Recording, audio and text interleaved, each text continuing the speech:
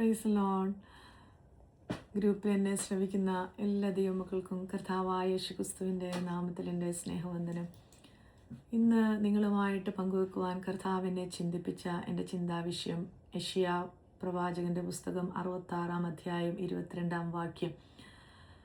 ഞാൻ ഉണ്ടാക്കുന്ന പുതിയ ആകാശവും പുതിയ ഭൂമിയും എൻ്റെ മുൻപാകെ നിലനിൽക്കുന്നത് പോലെ നിങ്ങളുടെ സന്തതിയും നിങ്ങളുടെ പേരും നിലനിൽക്കും.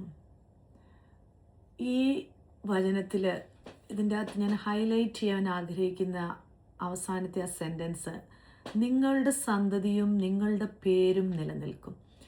ഇതിൻ്റെ അർത്ഥം, പ്രിയ ദൈവമക്കളെ, ദൈവം നമ്മൾക്ക് ഓരോരുത്തർക്കും ഒരു ഐഡൻറ്റിറ്റി വെച്ചിട്ടുണ്ട്.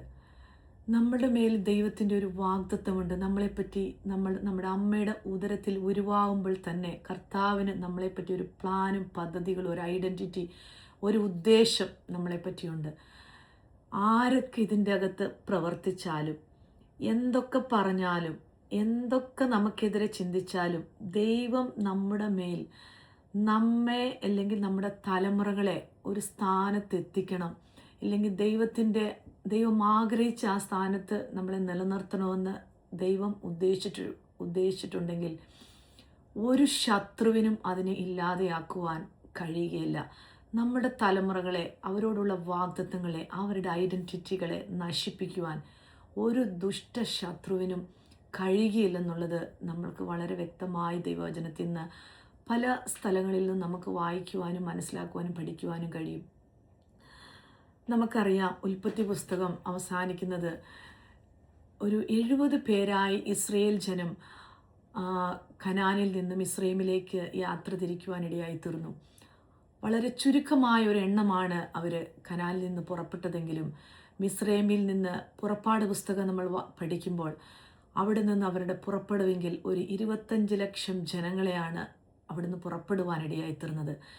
70 ജനമായി ഇരുന്ന ആ ജനത്തെ, പുറപ്പെട്ട ജനത്തെ 25 ലക്ഷമായിട്ട് ദൈവം വർദ്ധിപ്പിച്ചു. വാഗ്ദത്ത സന്തതികൾ, ഇസ്രയേൽ ജനം, ദൈവത്തിൻ്റെ ജനം. ഒരു ശത്രുവിനും അവരെ ഒരിടത്തും ഒടുക്കി കളയുവാൻ കഴിഞ്ഞില്ല. അവർ മിസ്രൈമിൽ വർദ്ധിച്ചുകൊണ്ടേയിരുന്നു. ആ സമയത്ത് നമുക്കറിയാം, ഫറവോൻ മനസ്സിലായി, ഇസ്രയേൽ ജനം അവരുടെ ഓരോ ദിവസങ്ങളും അവരുടെ ശക്തിയും അവരുടെ പ്രാബല്യവും വർദ്ധിച്ചു കൊണ്ടുവരുന്നു. ഇവരിങ്ങനെ പോയാൽ മിസ്രൈമർക്കത് തടസ്സമാകും. അവരുടെ വഴികൾക്കൊക്കെ, അവരുടെ ജീവിതത്തിലെ അവരുടെ പല കാര്യങ്ങൾക്കും ഇവർ മുഖാന്തരം, ഇസ്രയേൽ ജനം മുഖാന്തരം പ്രതിസന്ധികളുണ്ടാകും, പ്രതികൂലങ്ങളുണ്ടാകുമെന്നറിഞ്ഞ ആ മിസ്രൈമിലെ രാജാവ് ഫറവോൻ അവരെ കഠിനവേലകളാൽ ബുദ്ധിമുട്ടിപ്പിക്കുവാനിടയായി തീർന്നു. അവർക്ക് ഊഴിയവേലകൾ കൊടുത്ത് അവരെങ്ങനെയെങ്കിലും അവരെ നശിപ്പിക്കണം, ഇല്ലാതെയാക്കണം എന്ന് ചിന്തിച്ച സ്ഥാനത്ത് അവരുടെ കഠിനവേലകൾ ഓരോ ദിവസം ഉണ്ടായിക്കൊണ്ടേയിരുന്നപ്പോഴും ഒരു സൈഡിൽ നിന്ന് ദൈവം അവരെ വർദ്ധിപ്പിച്ചുകൊണ്ടേയിരുന്നു. എങ്കിൽ അവരുടെ വർധനവ് ഇല്ലാതാക്കുവാൻ വേണ്ടി ഫറവോൻ ഒരു തീരുമാനമെടുക്കുവാനിടയായി. എല്ലാ ആൺകുട്ടികളെയും, ഇസ്രായേൽ മക്കൾക്ക് ജനിക്കുന്ന എല്ലാ ആൺകുട്ടികളെയും നശിപ്പിച്ചു കളയണം എന്നുള്ളൊരു ആജ്ഞ പുറപ്പെടുവിപ്പിക്കുവാനും അവരെ നൈൽ നദിയിൽ ഒഴുക്കി കൊന്നുകളയണം. അത് നിമിത്തം ഇസ്രായേൽ ജനത്തിൻ്റെ വർധനവ് നശിച്ചു പോകും, ഇല്ലെങ്കിൽ അവരുടെ വളർച്ച ഇല്ലാതെയായിത്തീരുമെന്നുള്ള ഒരു തീരുമാനം ഫറവോൻ കൊട്ടാരത്തിൽ പുറപ്പെടുവിച്ചു. എങ്കിൽ അവിടെയും ഫറവോൻ ജയിക്കുവാനിടയായില്ല. ദൈവത്തിൻ്റെ വാഗ്ദത്തമുണ്ടായിരുന്ന സന്തതിയെ ദൈവം ഇതേ ആജ്ഞ പുറപ്പെടുവിച്ച് ആ ഫറവോൻ്റെ തലയെ തകർത്ത് കളയുവാൻ, ചെങ്കടലിൽ അവനെയും അവൻ്റെ സൈന്യത്തെയും മിസ്രൈം ജനത്തെയും മുക്കിക്കളയുവാനുള്ളൊരു ഐഡൻറ്റിറ്റി ഉള്ള ഒരു ദൈവ പൈതലിനെ അവിടെ എഴുന്നേൽപ്പിച്ച് ഈ ആജ്ഞ പുറപ്പെടുവിച്ച് അതേ കൊട്ടാരത്തിൽ തന്നെ വളർത്തിയെടുക്കുവാനിടയായി തീർന്നു. അതാണ് നമ്മളുടെ ദൈവം. ഞാൻ ഇന്ന് നിങ്ങളോട് പറയുന്നത്, ഏത് സ്ഥലത്ത് വെച്ചാണോ, ഏത് രാജ്യത്തിലാണോ നമ്മളായിരിക്കുന്ന സ്ഥലത്ത്, നമ്മൾ ജീവിക്കുന്ന ചുറ്റുപാടുകളിൽ നമ്മളെ നോക്കി നീ ഇത്രയ്ക്കേ ഉള്ളൂ, ഇനി ഉയരത്തില്ല എന്ന് നമ്മളോട് നമ്മുടെ തലമുറകളെ നോക്കി, നമ്മുടെ സന്തതികളെ നോക്കി വിധി പറയുമ്പം, നിന്ദിച്ചവർ കാണുക, പരിഹസിച്ചവർ കാണുക, അതേ ദേശത്ത് തന്നെ നമ്മുടെ ഐഡൻറ്റിറ്റിയെ നിർത്തി മാനിപ്പിക്കുന്ന ഒരു ദൈവം നമ്മൾക്ക് വേണ്ടി ജീവിക്കുന്നുണ്ടെന്നുള്ളത് ഇന്നും വളരെ വ്യക്തമായി നമുക്ക് പഠിക്കുവാനും മനസ്സിലാക്കുവാനും കഴിയും.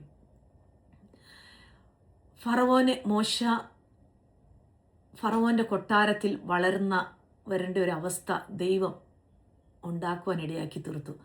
മോശയോട് നമുക്ക് ചോദിച്ചാൽ മോശ പറയും, മോശേ നീ എവിടെ നിന്നാണ് ഈ വിദ്യകളൊക്കെ പഠിച്ചത്? മോശയ്ക്ക് പറയുവാൻ കഴിയും, ഞാൻ ഫറവോൻ്റെ കൊട്ടാരത്തിൽ നിന്നാണ്.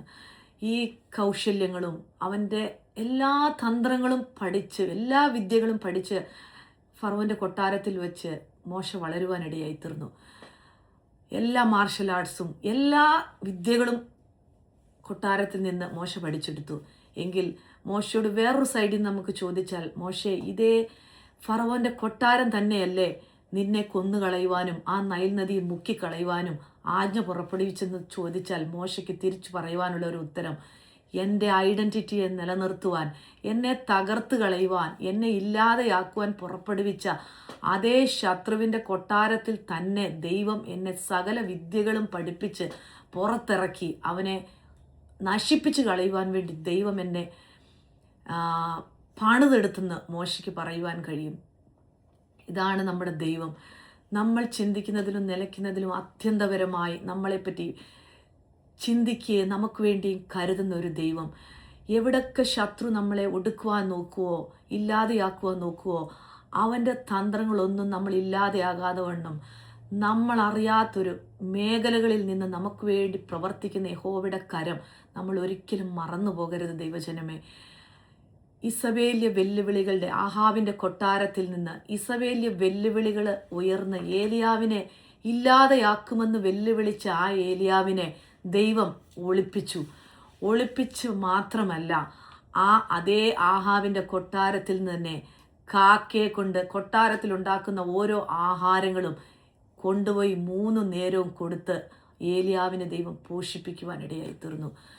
നമ്മളുടെ ദൈവം നമ്മളെ ഒരു വലിയ ജാതിയാക്കും, ഇല്ലെങ്കിൽ നമ്മളുടെ ഐഡൻറ്റിറ്റിയെ നിലനിർത്തും, നമ്മുടെ വാഗ്ദത്തത്തെ നിലനിർത്തും എന്ന് പറയുന്ന എൻ്റെ കർത്താവിന് നമുക്ക് വേണ്ടി എല്ലാ സാധ്യതകളും അസാധ്യതകളുടെ മധ്യത്തിലും സാധ്യതകളെ തുറന്നു തന്ന് നമ്മളറിയാത്ത വഴികളും വാതിലുകളിൽ കൂടെ നമ്മളെ മാനിക്കുവാൻ നമ്മുടെ ദൈവം ശക്തനാണ്. അബ്രഹാമിനെ വെച്ച് നമ്മൾ നോക്കുമ്പോൾ അബ്രഹാമിനോട് പറഞ്ഞു, പുറത്തു കൊണ്ടുവന്ന് നീ എനിക്ക് വേണ്ടി പുറത്തു വരിക, ഞാൻ നിന്റെ സന്തതിയെ ഒരു വലിയ ജാതിയാക്കും. ഏതെല്ലാം പ്രതികൂലങ്ങളും പ്രതിസന്ധികൾ കൂടെ ഒക്കെ കടന്നുപോയെങ്കിലും വാഗ്ദത്തം ചെയ്ത ദൈവം അബ്രഹാമിനെ ഒരു വലിയ ജാതിയാക്കി അബ്രഹാമിൻ്റെ സന്തതിയെ ഒരു വലിയ ജാതിയാക്കി തീർക്കുവാനിടയായി തീർന്നു.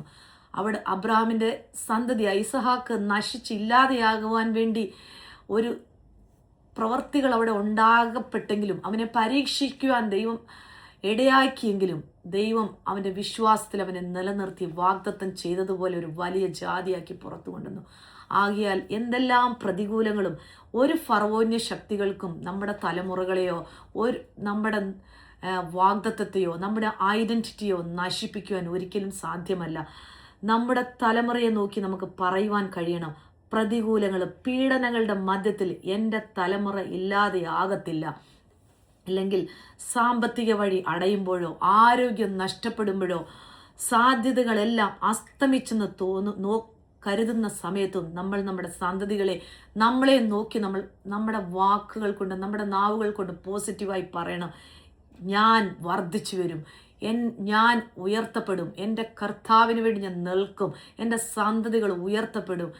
ആകിയാൽ ഈ ദിവസങ്ങളിൽ നമ്മളെ നോക്കി ഈ ലോകത്തിൽ നമ്മളെ കർത്താവ് സൃഷ്ടിച്ചിട്ടുണ്ടെങ്കിൽ നമ്മൾക്ക് ദൈവം വെച്ചിരിക്കുന്ന വാഗ്ദത്വം നമ്മുടെ ഐഡൻറ്റിറ്റി ഒരിക്കൽ പോലും തകർത്ത് കളയുവാൻ ദുഷ്ടനായ ശത്രുവിനെ ഏൽപ്പിച്ചു കൊടുക്കാതെ വണ്ണം അവിടുത്തെ കരങ്ങളിൽ നമ്മളെ തന്നെ സമർപ്പിച്ച് നമ്മുടെ ഈ മരുഭൂമി യാത്രയിൽ നമ്മൾ ദൈവത്തിൻ്റെ കരത്തിൽ മുറുകെ പിടിച്ചുകൊണ്ട് ഓരോ ദിവസങ്ങളും നമ്മുടെ നിലനിൽപ്പിന് വേണ്ടി നമുക്ക് കർത്താവിനോട് പറ്റിച്ചേർന്ന് ജീവിക്കാം. ദൈവം ആഗ്രഹിക്കുന്ന നിലയിൽ ദൈവസന്നിധിയിൽ വളർന്ന് ദൈവത്തിൻ്റെ സമയമാകുമ്പോൾ കർത്താവ് ആഗ്രഹിക്കുന്ന രീതിയിൽ നമ്മുടെ ആ ഒരു ഡെസ്റ്റിനേഷനിൽ നമ്മൾ എത്തിച്ചേരുവാൻ ഓരോ ദിവസങ്ങൾ അതിനുവേണ്ടി നമ്മളെ തന്നെ ഒന്ന് ഒരുക്കാമെന്ന് ആഗ്രഹിക്കുകയും പ്രാർത്ഥിക്കുകയും ചെയ്തുകൊണ്ട് ഈ വാക്കുകളിൽ നിന്ന് ഞാൻ വിരമിക്കുന്നു. ദൈവം ധാരാളമായി എല്ലാവരെയും അനുഗ്രഹിക്കുമാറാകട്ടെ.